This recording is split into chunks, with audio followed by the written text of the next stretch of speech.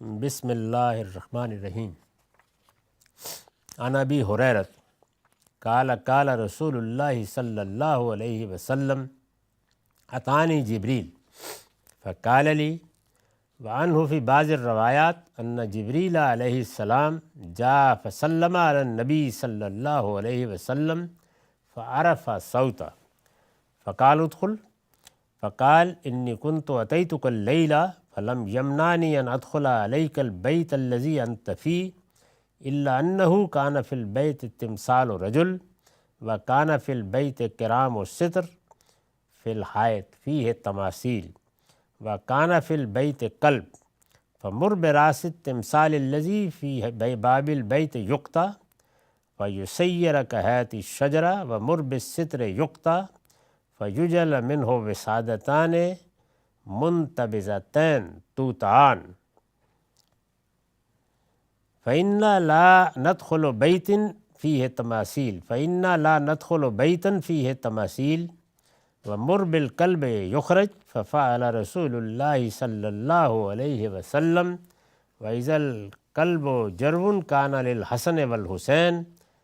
تحت نزد لہم فأمر بہ فأخرج۔ یہ روایت مسند احمد سے لی گئی ہے، اس کا رقم ہے 8045۔ اسی باب کی روایت ہے جس میں کتوں اور تصویروں کے بارے میں یہ مضمون زیر بحث ہے کہ فرشتے وہاں داخل نہیں ہوتے جہاں یہ چیزیں ہوتی ہیں۔ یہ بات بتائی جا چکی ہے کہ یہاں عام تصویریں زیر بحث نہیں ہیں، وہ تصویریں ہیں جن کو لوگ مشرکانہ توہمات کے تحت بناتے تھے، اس کی مثالیں پیچھے آ چکی ہیں۔ اسی طرح کتوں کے بارے میں بھی یہ وضاحت ہو چکی ہے کہ یہ صدائے ہوئے کتے نہیں ہیں جن کو شکار کے لیے، گھر میں رکھنے کے لیے، رکھوالی کے لیے لوگ استعمال کرتے ہیں، بلکہ یہ وہ آوارہ کتے ہیں کہ جو اگر گھر میں ہوں گے یا کہیں آئے ہوئے ہوں گے یا بیٹھے ہوئے ہوں گے تو نہیں کہا جا سکتا کہ کہاں غلاظت پھیلا دیں۔ تو ان کے بارے میں فرشتوں نے اپنی حساسیت بیان کی ہے،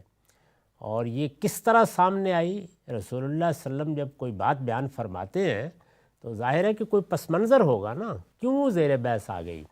تو یہ بتدریج جب ہم روایات پڑھ رہے ہیں تو یہ معلوم ہوتا ہے کہ جبریل امین جب ملاقات کے لیے آتے تھے تو پے در پے کچھ حوادث ہوئے، جس کے نتیجے میں رسول اللہ صلی اللہ علیہ وسلم کو یہ بات معلوم بھی ہوئی،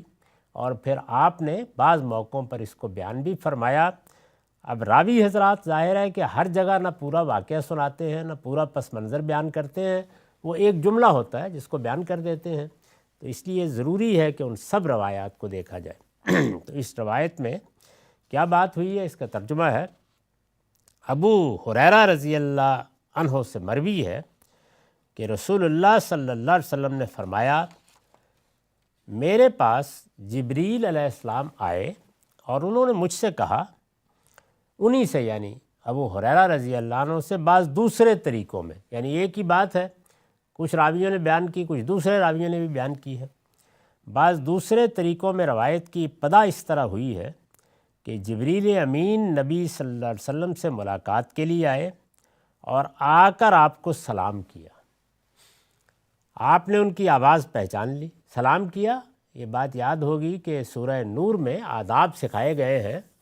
کہ باہر کھڑے ہو کر ایک تو گھر والوں کو کچھ اس طریقے سے بتایا جائے کہ کوئی ملنے کے لیے آیا ہے، یعنی ایسا نہیں ہے کہ بس آئے اور آگے دروازہ کھولا یا پردہ اٹھایا اور داخل ہو گئے، بلکہ یہ ضروری ہے، اور اس کا پاکیزہ طریقہ یہ ہے کہ سلام کیا جائے باہر کھڑے ہو کر۔ تو انہوں نے سلام کیا، باہر کھڑے ہو کر سلام کیا تھا، سامنے نہیں تھے، لیکن رسول اللہ صلی اللہ علیہ وسلم نے آواز پہچان لی اور فرمایا اندر تشریف لائیے۔ جبریل علیہ السلام نے کہا، میں پچھلی رات آپ سے ملنے کے لیے آیا تھا، لیکن اس وقت جس گھر میں آپ تھے اس میں ایک شخص کی مورت تھی، کہ وہاں کسی شخص کی تصویر پڑی ہوئی تھی۔ بظاہر یہ لگتا ہے کہ یہ تصویر جیسے مجسمہ سا بنا ہوتا ہے اس طرح کی تھی، لہٰذا یہی چیز آپ سے ملنے میں مانع ہو گئی۔ تو انہوں نے کہا کہ پھر میں واپس چلا گیا۔ پھر مزید یہ کہ اس گھر کی دیوار پر ایک سرخ پردہ بھی تھا جس پر تصویریں بنی ہوئی تھیں، اور ایک کتا بھی تھا۔ گویا ساری چیزیں جمع ہو گئی تھیں وہاں، سو اس مورت کا تو سر کاٹ دینے کی ہدایت کیجیے، یعنی اگر اس کو رکھنا ہی ہے تو سر کاٹ دیجیے۔ جو گھر کے دروازے میں رکھی ہے، یہ صاف معلوم ہوتا ہے کہ کوئی تزئین کی چیز ہوگی اور اس طرح کی رکھ دی، تو انہوں نے فرمایا کہ اس مورت کا تو سر کاٹ دینے کی ہدایت کی ہے اور گھر کے دروازے میں رکھی ہے، پھر وہ درخت کی صورت ہو جائے گی اس پر میں نے لکھا یعنی درخت کے تنے جیسی نظر آئے گی، لہٰذا تعظیم و تقدیس کا جو تصور کسی پورے انسان یا جانور یا کسی درخت کے بارے میں پیدا ہو سکتا ہے، اس کا امکان ختم ہو جائے گا۔ تو یہ انہوں نے بتایا کہ بعض تزئین کی چیزیں ہیں، ضائع تو نہ کریں لیکن اس طرح اس کا سر کاٹ دیں، اور پردے کو کاٹ دینے کی ہدایت فرمائیے کہ اس سے 2 تکیے بنا کر ڈال دیے جائیں جو روندے جاتے رہیں، یعنی تاکہ وہ تعظیم کی جگہ پر نہ رہیں، ان کے بارے میں کوئی عظمت کا احساس پیدا نہ ہو۔ جب لٹکا ہوا ہے تو پھر اس کے ساتھ تعظیم تقدیس کے جذبات پیدا ہو سکتے ہیں یا متصور ہو سکتے ہیں، تو فرمایا کہ اس کا طریقہ کیا ہے، ضائع کرنے کی اس کو بھی ضرورت نہیں ہے، اسے تکیے بنا لیجئے۔ اب انہوں نے بتایا کہ کیوں، اس لیے کہ ہم کسی ایسے گھر میں داخل نہیں ہوتے جس میں مورتیں ہوں، یعنی اس طرح کی مشرکانہ توہمات پر مبنی مورتیں ہوں تو ظاہر ہے کہ شرک ایک نجاست ہے، تو فرشتے اپنی طبیعت کی لطافت کی وجہ سے وہاں نہیں آتے۔ اور کتے کے بارے میں بھی ہدایت کیجئے کہ اسے نکال دیا جائے، یعنی کوئی کتا بھی تھا وہاں پلہ، چنانچہ جس طرح کہا گیا تھا نبی صلی اللہ علیہ وسلم نے اسی طرح کر دیا، اور جب کتے کو دیکھا تو وہ حسن یا حسین کا پلہ تھا جو ان کے تخت کے نیچے بیٹھا ہوا تھا، سو حکم ہوا اور اسے نکال دیا گیا۔ یعنی یہ معاملہ پیش آیا۔ ظاہر ہے کہ دیہات میں جیسے ہوتا ہے، کوئی چھوٹا پلہ گھر میں آ گیا ہے، بچوں نے اس کے ساتھ کھیلنا شروع کر دیا، وہ اب گھر میں بیٹھنے لگا آ کے، تو یہ بات کہ اس کو صدایا جائے اور اس کی تربیت کی جائے، یہ نہ اس زمانے میں ہوتا تھا، نہ ہم نے کبھی دیہات میں دیکھا۔ یہ ایک اپنی جگہ فن ہے،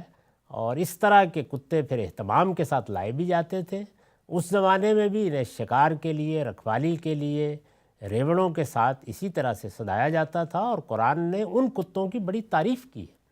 یعنی اس میں یہ بتایا ہے کہ یہ کتے جو صدا لیے جاتے ہیں، یہ تو پھر اگر شکار کر دیں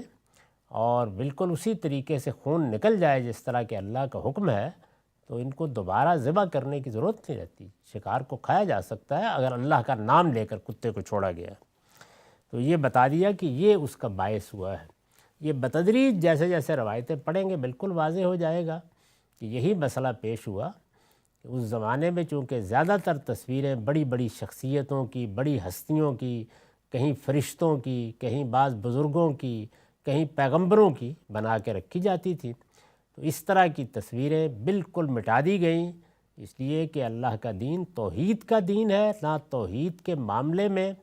کوئی ایسی چیز گوارا کی جا سکتی ہے جو تصورات میں غلط ہو، عقائد میں غلط ہو، اور نہ اس کے مظاہر کو برداشت کیا جاتا ہے، یعنی توحید کے خلاف شرک کے مظاہر کو برداشت کیا جاتا ہے۔ تو توحید کا دین یہ تقاضا کرتا ہے کہ شرک کے توہمات سب چیزیں بالکل ختم کر دی جائیں، اور کوئی ایسی چیز کہ جس سے گھر میں نجاست پھیلتی ہو، کیونکہ اس دین کی بنیاد طہارت پر ہے، سارے دین کی دعوت کا موضوع یہی، تزکیہ، طہارت، تطہیر، یہی دین کی تمام تعلیمات کا موضوع ہے،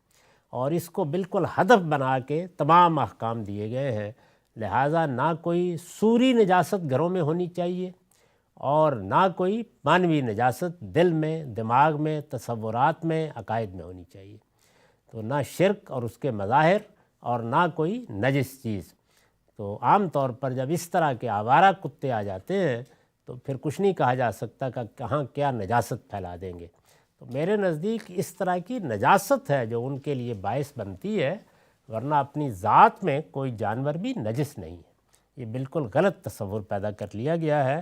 تصویریں بھی میں نے واضح کر دیا کہ کون سی پیش نظر ہیں، اور کتوں کے بارے میں بھی عرض کر دیا کہ کون سے کتے ہیں جن سے فرشتے ابا محسوس کرتے ہیں۔ وآخر دعوان الحمدللہ رب العالمین۔